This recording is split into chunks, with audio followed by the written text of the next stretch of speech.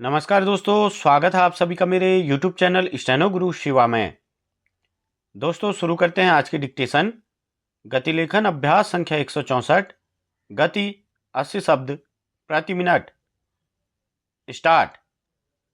विकास और परिवर्तन के इस दौर में नई तकनीक, आधुनिक जीवन शैली और बदलते मूल्यों के बीच सबसे अधिक जो चीज छूट रही है यह है पीढ़ियों के बीच का संवाद।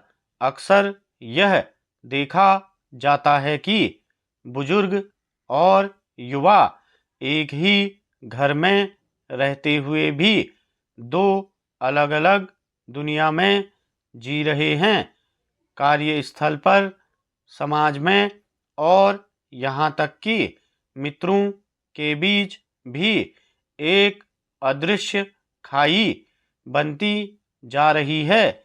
लेकिन क्या हो अगर हम इस खाई को एक अवसर के रूप में देखें, एक ऐसा अवसर जहां अनुभव की गहराई और नवीनता की ऊंचाई मिलकर प्रेरणा की एक नई दिशा बनाएं।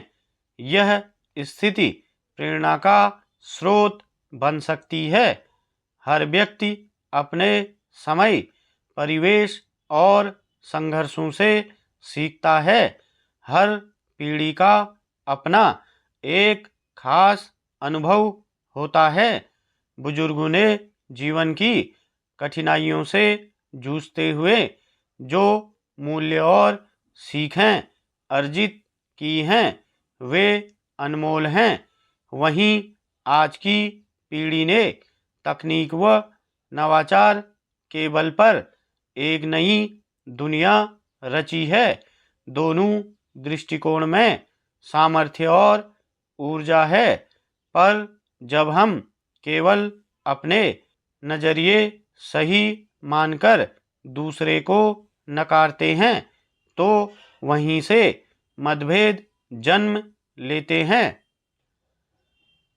जीवन कोई प्रतियोगिता नहीं है, यह एक साझी यात्रा है। इसमें सभी की भूमिका है, सभी की गति है और सभी की दिशा मायने रखती है।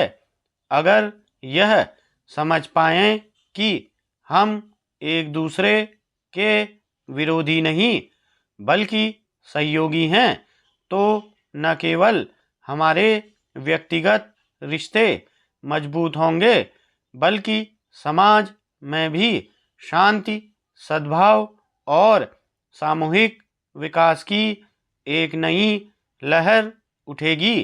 पीढ़ियों के बीच का यह अंतर कोई दीवार नहीं बल्कि एक पुल बन सकता है जिस पर चलकर हम एक बेहतर कल की ओर बढ़ सकते हैं। यह पुल बनता है खुले मन, नम्र दृष्टिकोण और आपसी समन्वय व सम्मान से।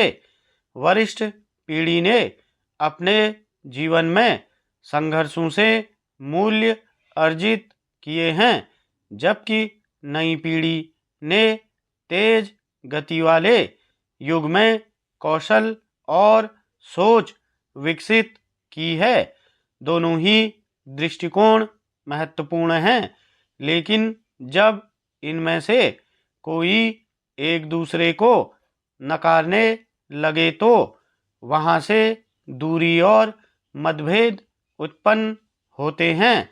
सार्थक संवाद वह सेतु है जो भिन्न दृष्टिकोणों और पीढ़ियों को जोड़ सकता है।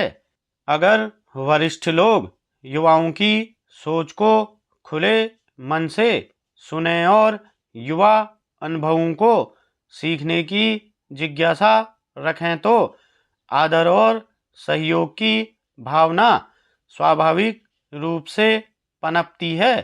यह संवाद केवल शब्दों का आदान प्रदान नहीं, बल्कि एक दूसरे को समझने का माध्यम है।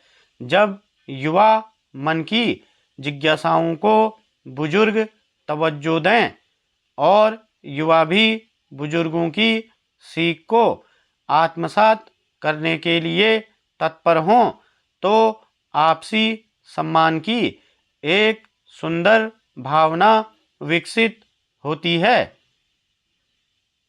स्टॉप।